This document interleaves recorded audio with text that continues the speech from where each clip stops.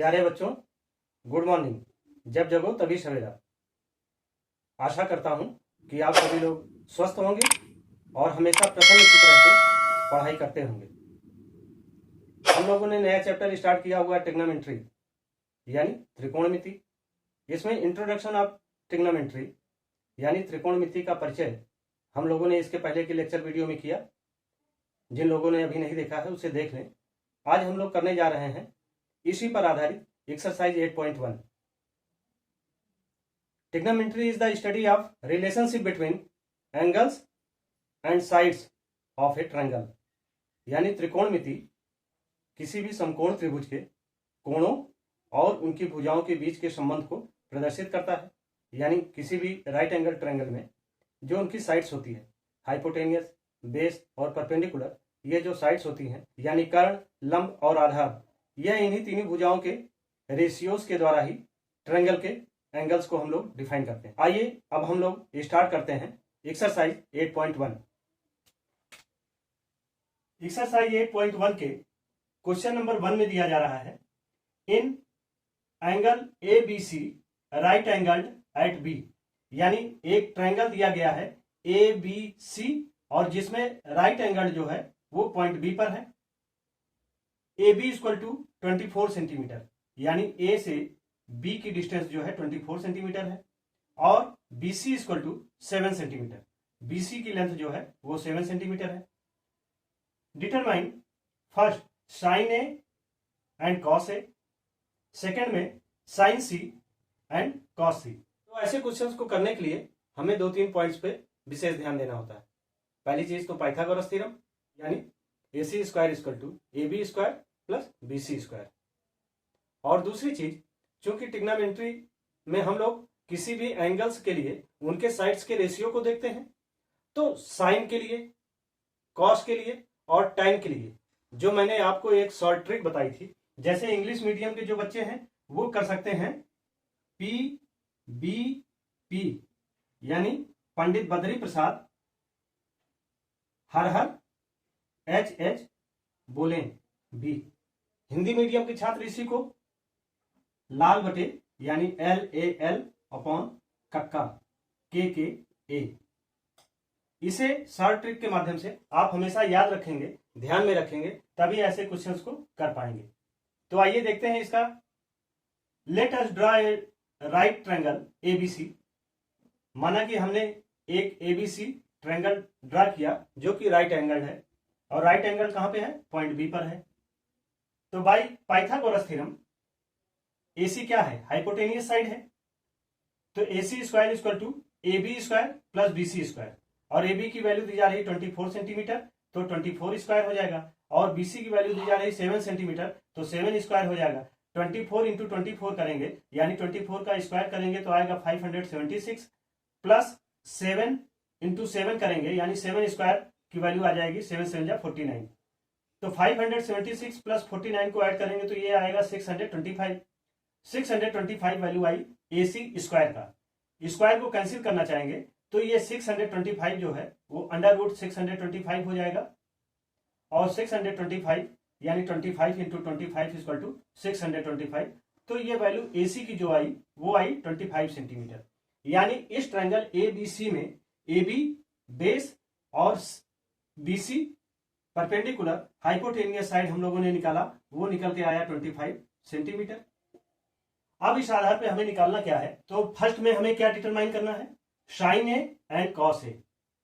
तो साइन ए यानी यह एंगल जो होगा ए, यह साइन ए होगा और साइन ए के लिए हम लोग क्या करते हैं, परपेंडिकुलर अपॉन हाइपोटेनियस यानी लंब बटे कर्ण।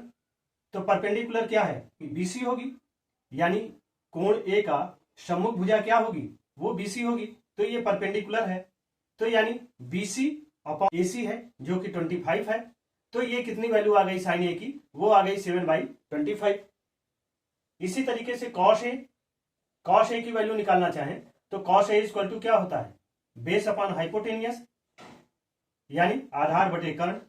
आधार क्या है, आधार ए बी है जो कि 24 सेंटीमीटर है और हम लोगों ने एसी निकाला यानी हाइपोटेनियस कर्ण जो 25 है, तो यानी AB अपॉन AC आधार बटे कर्ण यानी 24/25। तो इस तरीके से cos A की वैल्यू क्या आ गई 24/25।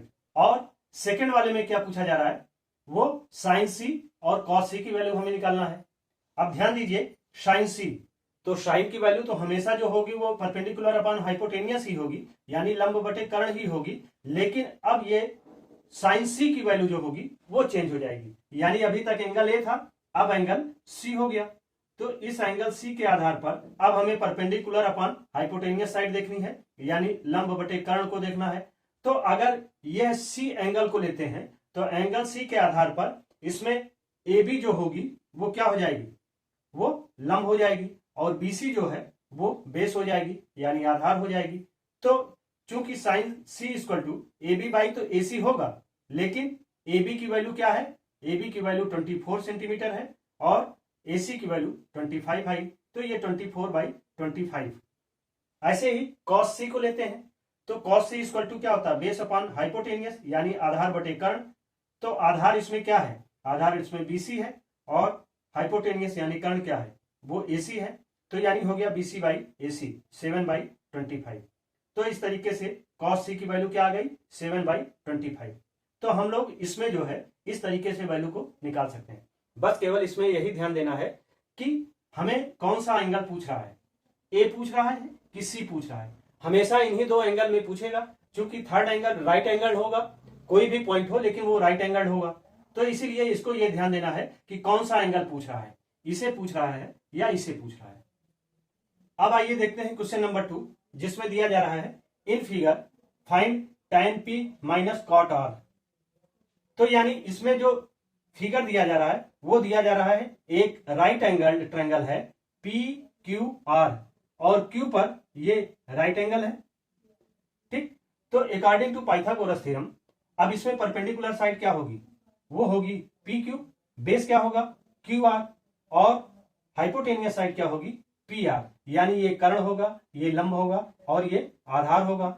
और according to Pythagoras theorem PR square equal to PQ square plus QR square. तो PR की वैल्यू क्या दे रहे हैं, PR की वैल्यू 13 सेंटीमीटर यानी ये हाइपोटेनियस कर्ण है, is equal to PQ square. PQ क्या है वो परपेंडिकुलर यानी लंब है, उसकी वैल्यू 12 सेंटीमीटर, तो हम लोग यहाँ 12 पुट करेंगे तो ये 12 स्क्वायर हो गया प्लस QR की वैल्यू हमें निकालनी है। तो QR इक्वल टू क्या हो जाएगा 13 स्क्वायर, 13 इंटू 13 इक्वल टू क्या हो जाएगा 169 माइनस 12 इंटू 12 इक्वल टू 144। तो 169 माइनस 144 इक्वल टू क्या आ गया 25, यानी QR स्क्वायर की वैल्यू क्या आ गई 25। सो QR इक्वल टू क्या हो जाएगा √25, और √25 को जब सॉल्व करेंगे तो ये आ गया 5 सेंटीमीटर। तो यानी QR की वैल्यू क्या आ गई, वो आ गई 5 सेंटीमीटर।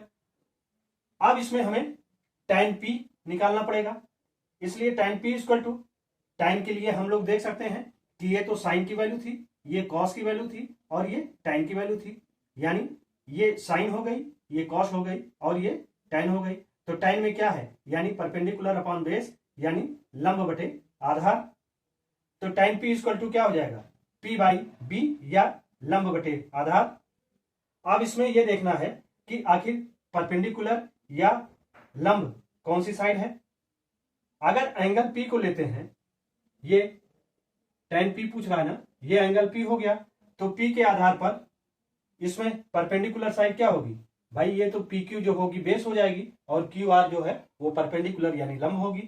तो ये हो जाएगी QR अपॉन PQ। तो QR कितना है 5 सेंटीमीटर और PQ कितना है 12 सेंटीमीटर। तो यानी tan P की वैल्यू क्या हो गई 5/12। अब इसमें दूसरी चीज हमें निकालनी पड़ेगी cot R की वैल्यू। तो cot R क्या है, यानी R ये है, तो अब इस एंगल को लेना है, ठीक ना, ये R है। तो cot की वैल्यू क्या होती है tan की उल्टी होती है। अगर tan में परपेंडिकुलर अपॉन बेस यानी लंब बटे आधार है तो cot में क्या होगी, ये चेंज हो जाएगी, यानी ये परपेंडिकुलर अपॉन बेस के बजाय क्या हो जाएगा बेस अपॉन परपेंडिकुलर यानी आधार बटे लंब हो जाएगा। लेकिन यहां एक चीज ये ध्यान रखना है कि अब एंगल यहाँ P था लेकिन यहां पर एंगल R है, तो एंगल R के आधार पर हमें आधार बटे लंब यानी बेस अपॉन परपेंडिकुलर साइड को देखना होगा। तो अगर एंगल आर को लेते हैं तो इसके अनुसार बेस क्या हो जाएगा, इसके अनुसार बेस जो है वो क्यू आर है। जबकि आपने देखा tan P के आधार पर ये क्यू आर जो था परपेंडिकुलर साइड थी, लेकिन एंगल आर के अनुसार क्या हो जाएगा, बेस क्यू आर हो जाएगा। और क्यू आर की वैल्यू कितनी आई है 5, और पी क्यू जो है वो परपेंडिकुलर यानी लंब होगा, तो ये वैल्यू कितनी आई है 12 सेंटीमीटर। तो ये हो गया 5/12। तो यानी tan P की वैल्यू भी 5/12 आई और cot R की वैल्यू भी 5/12 आई। हेंस हमें निकालना क्या है, tan P minus cot R। तो tan P minus cot R, तो यानी tan P की वैल्यू 5/12 माइनस cot R की वैल्यू 5/12 को माइनस करेंगे तो दोनों सेम है, इसलिए माइनस होने पे क्या आ जाएगा 0। तो इस तरीके से हम लोग इसे सॉल्व कर सकते हैं। अब आइए देखते हैं क्वेश्चन नंबर 3। क्वेश्चन 3 में दिया जा रहा है if sin a equal to 3/4 calculate cos a and tan a। तो जब इस तरीके के क्वेश्चन दिए जाते हैं तो पहले हमें एक ट्रायंगल जो है ड्रा करना पड़ेगा। वो है consider a triangle ABC in which angle B equal to 90 degree. तो ABC इस ट्रायंगल में एंगल B जो है वो राइट एंगल है यानी 90 डिग्री का है। साइन ए इक्वल टू दिया जा रहा है 3/4। तो हम जानते हैं साइन इक्वल टू क्या होता है, लंब बटे कर्ण यानी परपेंडिकुलर अपॉन हाइपोटेनियस। तो यानी 3/4 में 3 जो है लंब है और 4 जो है कर्ण है, यानी 3 जो है परपेंडिकुलर है और 4 जो है हाइपोटेनियस है। तो एंगल ए के आधार पर आप देखिए कि इसमें परपेंडिकुलर लाइन कौन सी होगी, यह लाइन जो होगी वो BC परपेंडिकुलर होगी, इसलिए BC अपॉन AC जो है वो कर्ण है, तो BC अपॉन AC यानी 3/4। लेट माना हमने कि BC equal to 3K and AC equal to 4K where K is a positive number. By Pythagoras theorem AC square equal to AB square plus BC square. तो इससे हम AB की value निकाल सकते हैं, क्योंकि AC स्क्वायर इक्वल टू क्या दे रहा है 4K, यानी 4K square plus AB square plus 3K square. 3K BC की वैल्यू है। तो इस तरीके से ये हो गया 16K square equal to AB square plus 9K square. Then AB square equal to 16K square minus 9K square equal to 7K square. Then AB equal to √7K। Now cos A equal to आधार बटे कर्ण और base upon hypotenuse. तो base क्या है, base जो है वो AB है और AB की वैल्यू क्या आई है, वो आई है √7K। तो AB की वैल्यू √7K पुट करते हैं और AC इक्वल टू 4K जो दिया जा रहा है। तो इस तरीके से K कैंसिल हो जाएगा, हो जाएगा √7/4। तो cos A की वैल्यू जो आई वो √7/4 आई। अब इसके बाद हमें क्या निकालना है, निकालना है tan A। We know that tan A equal to लंब बटे आधार आर परपेंडिकुलर अपॉन बेस। तो परपेंडिकुलर क्या है, BC जो है परपेंडिकुलर, तो इसलिए BC upon base, base AB है तो BC अपॉन AB हो जाएगा, यानी BC की वैल्यू 3K और बेस यानी AB की वैल्यू जो है √7K। तो ऐसे ही यहां पर K कैंसिल होगा तो 3/√7 वो tan A की वैल्यू हो जाएगी। तो इस तरीके से हम निकाल सकते हैं कि cos A की वैल्यू √7/4 और tan A की वैल्यू जो है 3/√7 आएगी। आइए अब देखते हैं क्वेश्चन नंबर 4। दिया जा रहा है given 15 cot A equal to 8, find sin A and sec A। Consider a triangle ABC in which angle B equal to 90 degree. तो हम लोग एक ट्रायंगल ड्रा करते हैं ABC जिसमें C जो है राइट एंगल है यानी 90 डिग्री का है। फॉर एंगल A यानी अगर एंगल A को लेते हैं तो उस कंडीशन में बेस क्या होगा, AB जो होगा वो बेस हो जाएगा और हाइपोटेनियस जो है वो AC है। By Pythagoras theorem AC square equal to AB square plus BC square, जो वैल्यू दी जा रही है उसे पुट कर देते हैं, क्योंकि AB की वैल्यू 8K और BC की वैल्यू 15K दिया जा रहा है। तो इस आधार पर AC square equal to 8K square plus 15K square, then AC equal to √8K square plus 15K square. इसे सॉल्व करेंगे तो 8 8 जा 64K square and 15 into 15 equal to 225K square. दोनों को ऐड कर देंगे तो √289K स्क्वायर हो जाएगा और AC इक्वल टू 17K। तो यानी AC की वैल्यू क्या आ गई, वो आ गई 17k। Now sine A equal to लंब बटे कर्ण हम लोग जानते हैं, या परपेंडिकुलर अपॉन हाइपोटेनियस। तो साइन ए एंगल ए के आधार पर लंब क्या होगा, यानी परपेंडिकुलर लाइन क्या होगी, बीसी होगी। तो यानी बीसी अपॉन हाइपोटेनियस एसी। तो बीसी अपॉन एसी, बीसी की वैल्यू जो दी जा रही है वो दी जा रही है 15k। तो 15k अपॉन एसी की वैल्यू जो हमने निकाला 17k, तो 15k अपॉन 17k हो गया, यानी साइन ए की वैल्यू 15/17 आ गई। एंड सेके निकालना है। तो चूंकि सेके हम जानते हैं कि लाल बटे कक्का अगर करते हैं वो आधार बटे कर्ण, यानी कॉस की वैल्यू जो होती है आधार बटे कर्ण उसका उल्टा होता है। तो ये हो जाएगा कर्ण बटे आधार, यानी हाइपोटेनियस अपॉन बेस। तो हाइपोटेनियस क्या है, वो एसी है, और बेस क्या है, वो एबी है। तो यानी एसी की वैल्यू क्या है, वो 17k है, हमने 17k पुट किया, और एबी की वैल्यू जो है वो 8k है, जिसे हम लोग 8k पुट कर देते हैं, और k यहाँ कैंसिल हो जाएगा। तो क्या आया, 17/8। तो इस तरीके से साइन ए की वैल्यू 15/17 और सेक ए की वैल्यू 17/8 हम लोग निकाल सकते हैं। अब आइए देखते हैं नेक्स्ट क्वेश्चन। क्वेश्चन नंबर 5 में दिया जा रहा है, given sec theta equal to 13/12, calculate all other trigonometrical ratio. तो इसके लिए सबसे पहले हमें एक ट्रायंगल कंसीडर करना पड़ेगा। Consider a triangle ABC. Triangle ABC यानी इस त्रिभुज में यह त्रिभुज एबीसी जो है वो कैसा त्रिभुज है, राइट एंगल ट्रायंगल है, यानी समकोण त्रिभुज है, जहां पर एंगल ए थीटा है। एंगल ए की वैल्यू क्या है, थीटा है, and angle B equal to 90 degree. Then अब इस आधार पर देखेंगे कि इसका बेस क्या है, ए बी है, और परपेंडिकुलर लाइन क्या है, वो बीसी लाइन जो है वो परपेंडिकुलर है, और हाइपोटेनियस साइड एसी है। एसी की वैल्यू चूंकि सेक थीटा इक्वल टू, चूंकि सेक थीटा जो होता है वो कॉस थीटा का उल्टा होता है, और कॉस थीटा इक्वल टू क्या होता है, आधार बटे कर्ण, यानी बेस अपॉन हाइपोटेनियस। तो सेक थीटा में जो बेस अपॉन हाइपोटेनियस कॉस की वैल्यू थी वो उल्टी हो जाती है, यहां क्या हो जाती है, हाइपोटेनियस अपॉन बेस। तो यानी 13 क्या है, 13 जो है हाइपोटेनियस है, और 12 क्या है, वो बेस है। तो यानी एसी की वैल्यू 13 और ए बी बेस की वैल्यू 12 होगी। Let AC equal to 13k। हमने माना कि एसी जो कर्ण है हाइपोटेनियस है उसकी वैल्यू 13k है, और बेस ए बी की वैल्यू 12k है। Where k is a positive number, यानी जहां पर k जो है एक धनात्मक संख्या है। By Pythagoras theorem AC square equal to AB square plus BC square. तो चूंकि इसमें हमें AB की तो वैल्यू दी गई है और AC की वैल्यू दी गई है, लेकिन BC की वैल्यू नहीं दी गई है, जिसे हमें निकालना है।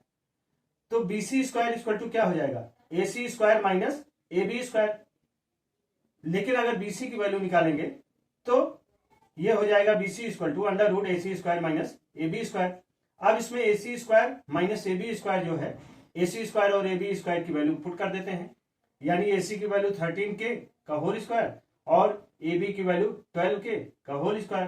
तो इस तरीके से BC इक्वल टू क्या हो जाएगा, 13 into 13 equal to 169k square minus 12 into 12 equal to 144k square. तो BC इक्वल टू क्या हो गया, under root 169k square minus 144k square. तो 169 से 144 को माइनस करेंगे तो आ गया under root 25k square. Then BC equal to क्या आ जाएगा, 25 का रूट क्या होता है 5।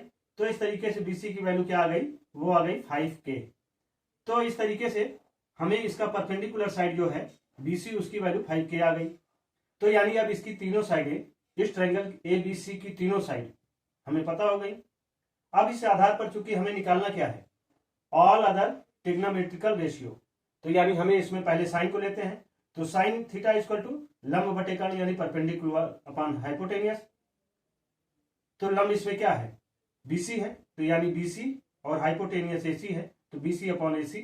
BC की वैल्यू क्या है 5k और AC की वैल्यू 13k, तो 5k अपॉन 13k यानी k कैंसिल हो जाएगा और ये आ गया 5/13, यानी साइन थीटा की वैल्यू आ गई 5/13।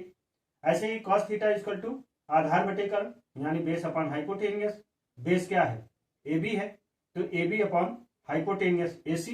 ए बी की वैल्यू 12 के है और ए सी की वैल्यू 13 के है, तो इस आधार पर हम लोग कह सकते हैं 12 के अपॉन 13 के कॉस थीटा की वैल्यू होगी। के कैंसिल हो जाएगा तो ये आया 12/13, ये जो है कॉस थीटा की वैल्यू आ गई। इस तरीके से tan थीटा को देखते हैं। tan थीटा इक्वल टू क्या होगा? लंब बटे आधार यानी परपेंडिकुलर अपॉन बेस। परपेंडिकुलर क्या है? बीसी है। बीसी इक्वल टू क्या है? 5 के, और ए बी जो है वो बेस है। बेस की वैल्यू क्या है? 12 के, तो 5 के अपॉन 12 के कैंसिल हो गया, 5/12 हो गया। ऐसे ही cot theta 1 upon tan theta, यानी कॉट की वैल्यू tan की उल्टी होगी। तो चूंकि tan की वैल्यू क्या आई है? tan की वैल्यू आई 5/12, तो हम लोग सीधे भी कर सकते हैं, कॉट की वैल्यू 12/5 हो जाएगा। और ऐसे ही कॉशेक की वैल्यू, साइन का उल्टा होता है, साइन की वैल्यू 5/13 है, तो cosec theta equal to 1/sin यानी 13/5। तो इस तरीके से इसे हम लोग सॉल्व कर सकते हैं। अब आइए देखते हैं क्वेश्चन नंबर 6। क्वेश्चन नंबर 6 में दिया जा रहा है, if A and B are acute angle such that cos A equal to cos B, then show that angle A equal to angle B। अगर A और B दोनों क्या है? एक्यूट एंगल है, यानी न्यून कोण है, और जहां पर cos A cos B के बराबर है, तो हमें यह दर्शाना है कि एंगल A एंगल B के बराबर है। तो इसके लिए क्या करते हैं, हम लोग दो ट्रायंगल लेते हैं। माना वो दो ट्रायंगल जो हैं, let a consider two right triangle PQA। PQA एक राइट ट्रायंगल है और दूसरा RSB, ये दूसरा समकोण त्रिभुज है। In which cos A equal to cos B, इन दोनों में क्या है कि cos A equal to cos B। अगर cos A cos B के इक्वल है, क्योंकि cos की वैल्यू हम लोग जानते हैं क्या होगी? आधार बटे कर्ण यानी बेस अपॉन हाइपोटेनियस। तो इसमें देखिए हम लोग एंगल ए को कंसीडर करते हैं, तो इसमें बेस क्या होगा? बेस होगा QA, और हाइपोटेनियस साइड क्या होगी? हाइपोटेनियस साइड होगी PA, यानी QA अपॉन PA। और ऐसे ही cos B को निकालना चाहें तो cos B दूसरे ट्रायंगल में B की वैल्यू दी गई है, तो B के आधार पर इसका बेस क्या होगा? SB, यानी SB upon hypotenuse side RB। तो ये हो गया QA अपॉन PA और ये SB अपॉन RB, यानी आधार बटे कर्ण। अगर ये इस तरीके से हो गया तो इसे हम लोग सो QA अपॉन SB, यानी QA का करिस्पॉन्डिंग साइड क्या होगा? SB, यानी QA अपॉन SB, और ऐसे ही PA का करिस्पॉन्डिंग साइड क्या होगा? RB, यानी PA upon RB is equal to K। ये इक्वेशन 1 हो गया, यानी इसके करेस्पॉन्डिंग साइड्स के रेशियो को इक्वल करते हुए हम वैल्यू मान लेते हैं कि के इक्वल होगी। अब यहीं पर एक चीज और ध्यान दीजिए कि अगर QA by SB equal to K या PA by RB equal to K, तो PA की वैल्यू क्या होगी? PA equal to K into RB, आगे अभी हम लोग करेंगे। और ऐसे ही QA इक्वल टू क्या हो जाएगा? K into SB। ठीक, अब इसे देखते हैं। तो according to Pythagoras theorem PQ यानी परपेंडिकुलर साइड PQ हमें निकालना है, तो क्या हो जाएगा? PA square minus QA square, जिसको अंडर रूट में लेते हैं क्योंकि यहां PQ है, यानी PQ equal to under root PA square minus QA square. और ऐसे ही इस ट्रायंगल में RSB में हम लोग RS को लेते हैं, यानी परपेंडिकुलर साइड, तो RS इक्वल टू क्या हो जाएगा? Under root RB square minus SB square. So PQ upon RS, यानी PQ अपॉन RS करेंगे तो under root PA square minus QA square upon ये वैल्यू आ जाएगी under root RB square minus SB square. और चूंकि यहां से हम लोग जानते हैं कि PA इक्वल टू क्या हो जाएगा? K इसके साथ मल्टीप्लाई हो जाएगा, यानी क्योंकि PA equal to K into RB, और ऐसे ही QA equal to K into SB। तो यह वैल्यू हम लोग यहां पर पुट करते हैं, तो PA इक्वल टू क्या हो गया? K square into RB square, और QA square equal to K square into SB square upon under root R B square minus S B square. K दोनों जगह है तो कॉमन ले लेते हैं, यानी P Q upon R S equal to K into under root R B square minus S B square. ये R B और एस बी हो गया upon under root R B square minus S B square equal to K. ये equation 2 हो गया। From equation 1 and 2, तो 1 में क्या है, Q A upon S B is equal to P A upon R B, और इक्वेशन 2 में क्या है, P Q upon R S. तो यानी Q A upon S B is equal to P A upon R B is equal to P Q upon R S. यानी इनकी तीनों की करस्पॉन्डिंग साइड, क्यू ए की करस्पॉन्डिंग साइड एस बी का ratio P A upon R B, यानी hypotenuse side P A और hypotenuse side R B का ratio equal होगा इसके पी क्यू यानी परपेंडिकुलर साइड और इस ट्रायंगल की आर एस परपेंडिकुलर साइड के। तो इस आधार पे हम लोग कह सकते हैं कि यह दोनों ट्रायंगल कैसा है, वो सिमिलर होगा। Hence triangle P Q A similar to triangle R S B. According to side side side similarity criterion के अनुसार ये दोनों ट्रायंगल आपस में एक दूसरे के सिमिलर होंगे, यानी समरूप होंगे।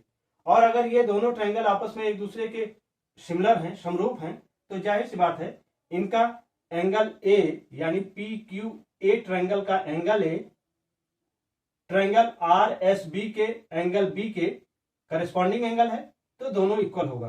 Therefore angle A is equal to angle B corresponding angles. तो इस तरीके से इस क्वेश्चन को हम लोग लगा सकते हैं। अब आइए देखते हैं क्वेश्चन नंबर 7। क्वेश्चन नंबर 7 में दिया जा रहा है, if cot theta equal to 7/8 evaluate first 1 plus sine theta into 1 minus sine theta upon 1 plus cos theta into 1 minus cos theta, और सेकेंड दे रहे हैं cot स्क्वायर थीटा। तो ऐसे क्वेश्चंस को सॉल्व करने के लिए इसके पहले हमें एक ऐसे ट्रायंगल की परिकल्पना करनी पड़ेगी जो कि राइट एंगल ट्रायंगल हो। तो हम ऐसा ट्रायंगल कंसीडर करते हैं, consider a triangle A B C, और जिसमें एंगल ए थीटा हो और एंगल बी 90 डिग्री का हो, यानी राइट एंगल जो है वो बी हो। तो ऐसे त्रिभुज में, ऐसे ट्रायंगल में अब हम देखते हैं कि इनका बेस क्या है, यानी आधार क्या है, परपेंडिकुलर क्या है, यानी लंब साइड क्या है, और इनकी कर्ण साइड यानी हाइपोटेनियस साइड क्या है। बेस ए बी है, आधार जो है ए बी है, परपेंडिकुलर बी सी है, यानी लंबवत रेखा जो है वो बी सी है, और हाइपोटेनियस साइड जो है वो ए सी है, यानी कर्ण जो है ए सी है। चूंकि cot थीटा इक्वल टू हम लोग जानते हैं कि 7/8 वैल्यू दे रहा है, और cot थीटा tan थीटा का उल्टा होता है। tan में होता है लंब बटे आधार यानी परपेंडिकुलर अपॉन बेस, तो cot में क्या होगा, cot में इसी का उल्टा हो जाएगा, यानी आधार बटे लंब या बेस अपॉन परपेंडिकुलर। तो बेस क्या है, ए बी है, और A B upon B C, B C जो होगी वो उसकी परपेंडिकुलर साइड होगी। तो चूंकि ए बी जो वैल्यू दी जा रही है, यानी जो बेस की वैल्यू, आधार की वैल्यू दे रहे हैं वो 7 है, तो ये 7 हो गई। और इसी तरीके से जो उसकी परपेंडिकुलर साइड की वैल्यू है वो 8 है। Let A B equal to 7 K and B C equal to 8 K. तो बेस यानी आधार ए बी की वैल्यू जो हो जाएगी वो 7 के हो जाएगी, और परपेंडिकुलर यानी लंब साइड की जो वैल्यू होगी वो 8 के हो जाएगी। अब इसके बाद इसी के आधार पर पाइथागोरस थ्योरम को अप्लाई करके, चूंकि इसमें देखिए आपको बेस और परपेंडिकुलर साइड की वैल्यू दी गई है, हमें निकालना है इसमें कर्ण यानी हाइपोटेनियस साइड को। और हम लोग जानते हैं according to the Pythagoras theorem A C square equal to A B square plus B C square. तो ए सी स्क्वायर के बजाय अगर ए सी लेते हैं तो क्या हो जाएगा, A C equal to under root A B square plus B C square. अब इसमें ए बी और बी सी की वैल्यू पुट कर देते हैं। चूंकि ए बी की वैल्यू 7 के है तो इसलिए ये हो गया अंडर रूट 7 के का whole square, plus B C की वैल्यू 8 के है तो ये हो गया 8 के का होल स्क्वायर। अब 7 7 जा 49 और 8 8 जा 64, तो ये हो गया अंडर रूट 49 के स्क्वायर प्लस 64 के स्क्वायर। अब इन दोनों को ऐड करेंगे तो ये हो जाएगा अंडर रूट 113 के स्क्वायर। चूंकि ए C equal to under root 113 के स्क्वायर आया है, तो के स्क्वायर है, जब इसका रूट निकालेंगे तो ये के हो जाएगा। तो यानी A C equal to under root 113 और के जो है अंडर रूट के बाहर हो गया, इसलिए स्क्वायर के बजाय के हो गया। तो यानी AC equal to under root 113 K. तो इस तरीके से ट्रायंगल ABC की तीनों साइडें, बेस, परपेंडिकुलर और हाइपोटेनियस, तीनों साइड हमें पता हो गई। अब इसके बाद चूंकि क्वेश्चन में साइन थीटा और कॉस थीटा दी जा रही है, तो अब इसकी वैल्यू हमें निकालनी पड़ेगी। साइन थीटा इक्वल टू हम लोग जानते हैं कि लंब बटे कर्ण यानी परपेंडिकुलर अपॉन हाइपोटेनियस। तो परपेंडिकुलर क्या है? BC, यानी BC अपॉन हाइपोटेनियस AC। तो BC अपॉन AC, तो BC की वैल्यू क्या दी जा रही है? BC की वैल्यू दी जा रही है 8K। तो यानी 8K अपॉन AC की वैल्यू हम लोगों ने निकाला अंडर रूट 113 के। तो यह हो गया 8K अपॉन अंडर रूट 113 के। अब ये के क्या होंगे? कैंसिल हो जाएंगे, और ये के कैंसिल हो गए तो ये आ गया 8 अपॉन अंडर रूट 113, यानी साइन थीटा की वैल्यू 8 अपॉन अंडर रूट 13। और ऐसे ही कॉस थीटा इक्वल टू क्या होता है? आधार बटे कर्ण, यानी बेस अपॉन हाइपोटेनियस। बेस क्या है? AB है, यानी AB अपॉन AC हाइपोटेनियस है। तो AB की वैल्यू क्या दी जा रही है? AB की वैल्यू हमें पता है 7K। तो यानी 7K अपॉन अंडर रूट 113 के, जो AC की वैल्यू आई। तो इस तरीके से यहाँ के कैंसिल हो जाएगा, ये आया 7 बाई अंडर रूट 113। तो हमें साइन थीटा और कॉस थीटा दोनों वैल्यू आ गई। अब इसके बाद देखते हैं कि ये जो फर्स्ट पार्ट दे रहे हैं इसको कैसे सॉल्व करते हैं। इसमें दिया क्या जा रहा है? दिया जा रहा है 1 plus sine theta into 1 minus sine theta upon 1 plus cos theta into 1 minus cos theta. तो देखिए ये दे किस फॉर्म में रहा है? ये दिया जा रहा है a plus B into a minus B के फॉर्म में दिया जा रहा है। तो ये होता क्या है? ये होता है a square minus B square. तो यानी इसे a square minus B square के फॉर्म में हम लोग रिप्रेजेंट कर सकते हैं। तो ये 1 plus sine theta into 1 minus sine theta equal to 1 minus sine square theta upon 1 plus cos theta into 1 minus cos theta equal to 1 minus cos square theta. अब यहाँ पे साइन थीटा और कॉस थीटा की जो value हमने निकाली है वो पुट कर देते हैं। क्योंकि साइन थीटा की वैल्यू क्या आई है? 8 अपॉन अंडर रूट 113। तो 1 माइनस साइन स्क्वायर थीटा यानी 1 माइनस 8 अपॉन 113 होल स्क्वायर, और upon 1 minus cos square theta.